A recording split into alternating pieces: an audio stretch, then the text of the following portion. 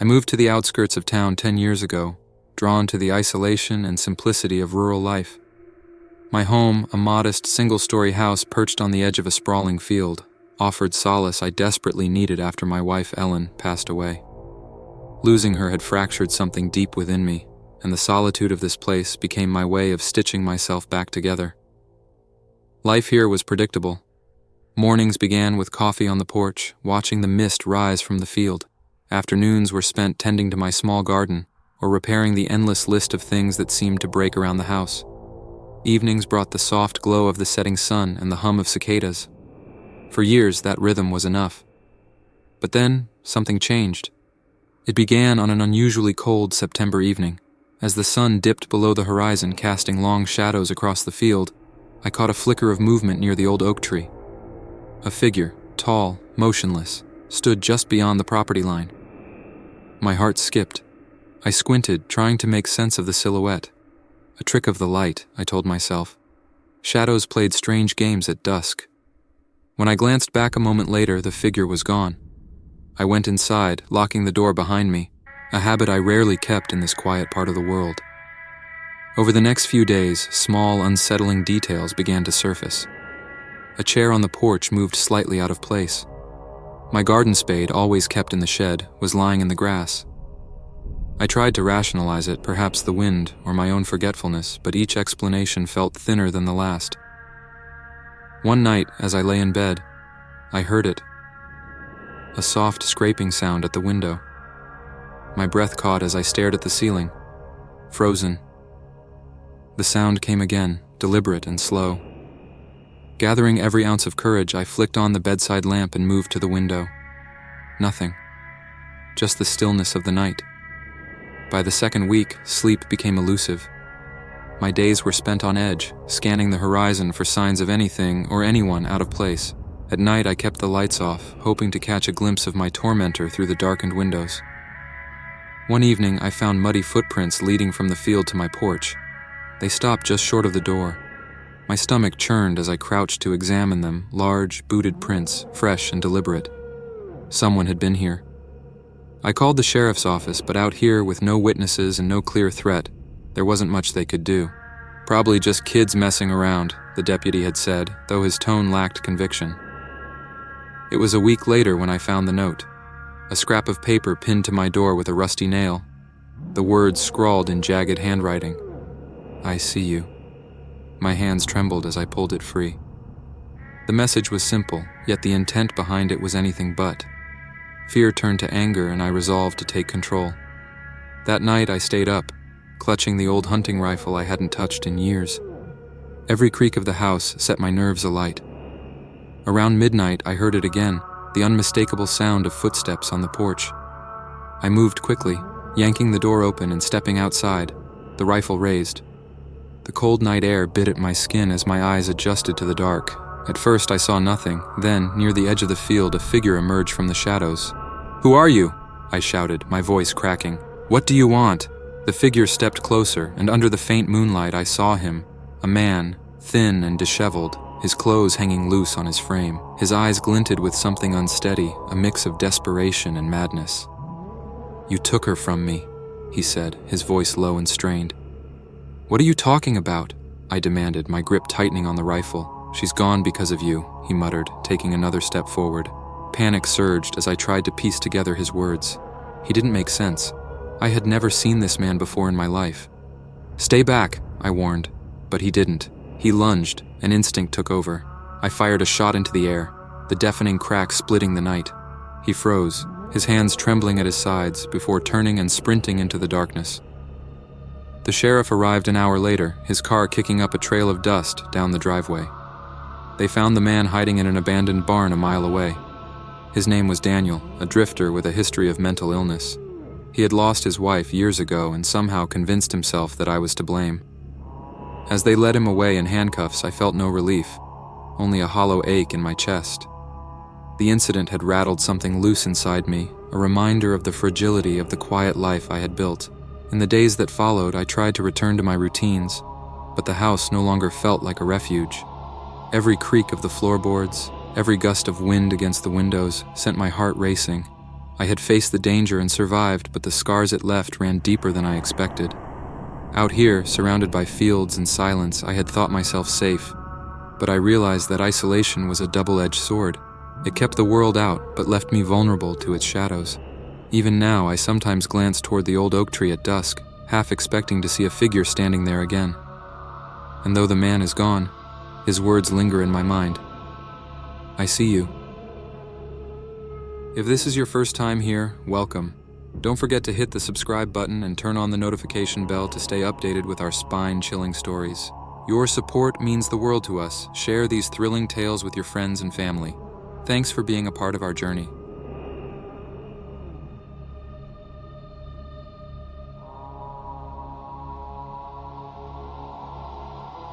It was just another Wednesday night.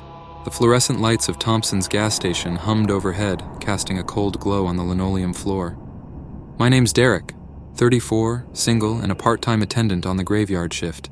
It wasn't glamorous work, but it paid the bills, and the quiet hours usually gave me time to think. I had a routine: stocking shelves, counting inventory, and keeping the coffee pot filled for the occasional trucker. It was mundane, predictable, until that night. Around 11:45 p.m., a beat-up sedan pulled into the lot. Nothing unusual, except it parked at the far edge, away from the pumps and closer to the woods. A man stepped out, middle-aged, wearing a faded hoodie and jeans. He lingered by his car, lighting a cigarette, but didn't come inside. I watched through the glass, uneasy. Most people either fueled up or went straight for snacks. This guy seemed content to just stand there, staring at the flickering neon open sign. A gust of wind rattled the front doors. I shivered and turned away, shaking off the weird vibe. Maybe he was just stretching his legs. By 1 a.m., I'd almost forgotten about him. The lot was empty, and the radio played a faint, static-laden country tune. I was restocking chips when the front door's bell jingled.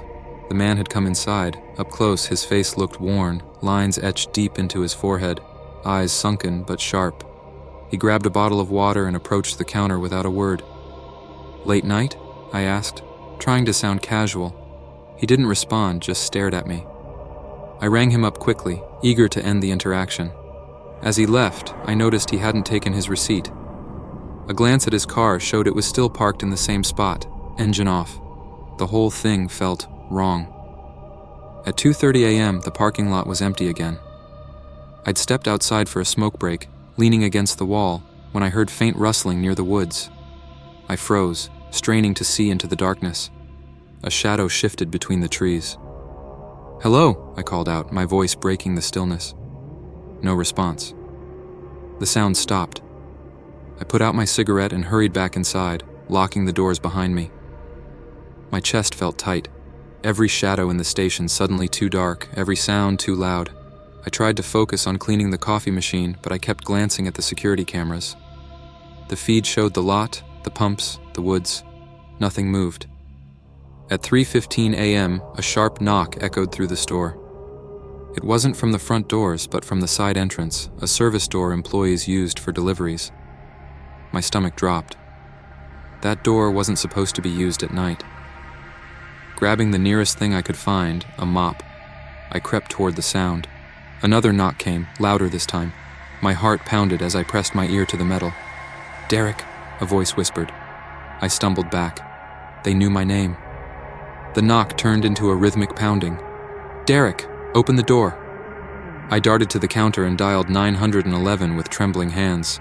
The operator assured me officers were en route, but in a rural area like ours, help would take at least 15 minutes. The pounding stopped. Silence fell over the station, thick and suffocating. I gripped the mop tighter, eyes darting between the cameras. That's when I saw him. The man from the sedan stood just outside the front doors, staring directly into the camera. His hoodie was pulled tighter around his face, but I could see his lips moving, muttering something I couldn't hear. Then he smiled. Before I could react, the lights flickered and the feed cut to static. Come on, I muttered, fumbling with the breakers. When the lights came back, he was gone. The silence didn't last. I heard the sound of glass shattering near the back of the store. Panic surged as I grabbed the phone again, this time calling the station owner. No answer. Footsteps crunched on broken glass. I crouched behind the counter, gripping the mop handle like a lifeline. "Derek," the voice called again, now from inside. "We just want to talk." "We?" My mind reeled. How many were there? Shadows moved through the aisles. I held my breath, every instinct screaming at me to run, but where? The store felt like a trap, every exit too far, every corner too exposed. The footsteps stopped. I peeked around the counter and locked eyes with the man. He stood just feet away, holding a crowbar. "Don't do this," I stammered, raising the mop. "I've called the cops. They'll be here any second." He tilted his head, almost amused. "Cops won't help you out here." He lunged. I swung the mop, catching him in the shoulder. He staggered but didn't drop the crowbar. Adrenaline kicked in and I bolted for the stockroom, slamming the door shut behind me. I could hear him laughing as he banged on the door. "You can't hide forever, Derek." I searched the room for anything, something sharp, something heavy. My hand found a wrench and I clutched it like a lifeline. The banging stopped. Silence stretched, thick and suffocating. I pressed my ear to the door, straining to hear. Nothing. Then the sound of sirens pierced the night. When the cops arrived, the man was gone. They found the shattered glass, the crowbar, and the grainy security footage of him entering the store.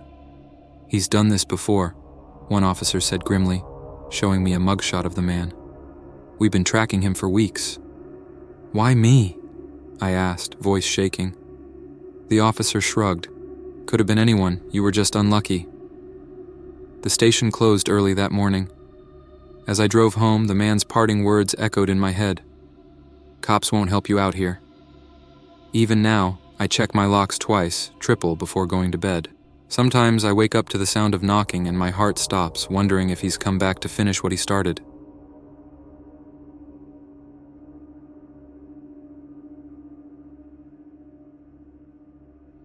The factory. We called ourselves explorers, but really we were just a group of bored 20-somethings looking for cheap thrills. Me, Jake, Elena, and Marcus, friends since high school, bonded by countless late-night adventures. Urban exploration became our thing, and abandoned buildings were our playgrounds.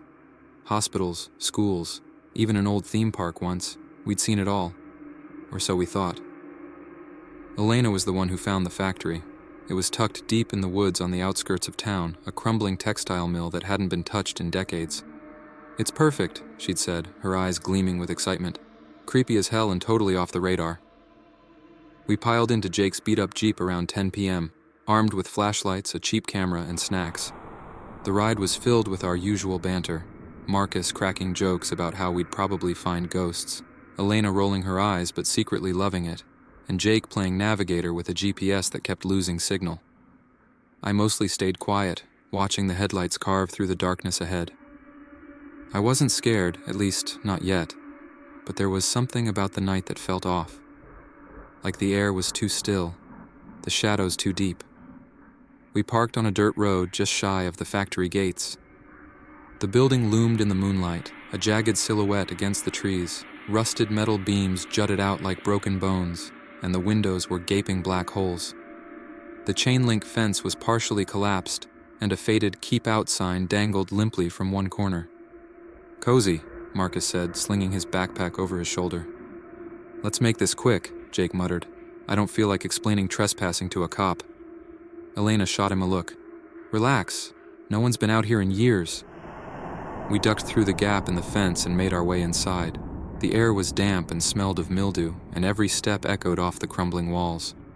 Graffiti covered nearly every surface, swirls of color and cryptic messages that seemed to writhe in the beam of my flashlight. The factory was a maze of rusted catwalks, machinery frozen mid-decay, and shattered windows. Piles of debris littered the floor, broken glass, twisted metal, remnants of a life long abandoned. I trailed behind the group, taking it all in. There was something almost beautiful about the decay, like the building was alive in its own way.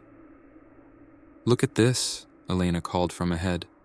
She stood by a massive machine, its gears locked in a permanent snarl.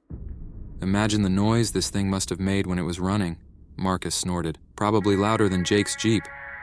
"Hey," Jake shot back. "My Jeep has character." Their laughter felt too loud, like it didn't belong in a place like this. I glanced over my shoulder, half expecting to see someone or something watching us. Of course, there was nothing, just shadows. It started with the noise, a faint clinking sound, like metal tapping against metal.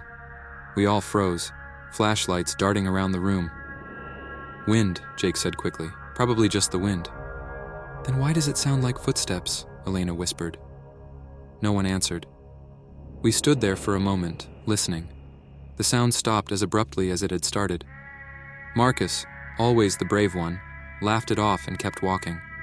"Come on, it's an old building. Creaks and groans are part of the charm." Reluctantly, we followed. But the tension was palpable now, every sound magnified. The scuff of a shoe, the drip of water from somewhere unseen, it all felt wrong. In one of the side rooms, we found a small office. The walls were covered in faded calendars and yellowed paperwork, but what caught my attention was the table in the center. It was covered in empty food wrappers and a filthy blanket, like someone had been living there recently. Jake swore under his breath. "Homeless, maybe? Or squatters," Marcus added. "Either way, let's not stick around." Elena, ever the curious one, reached for the blanket.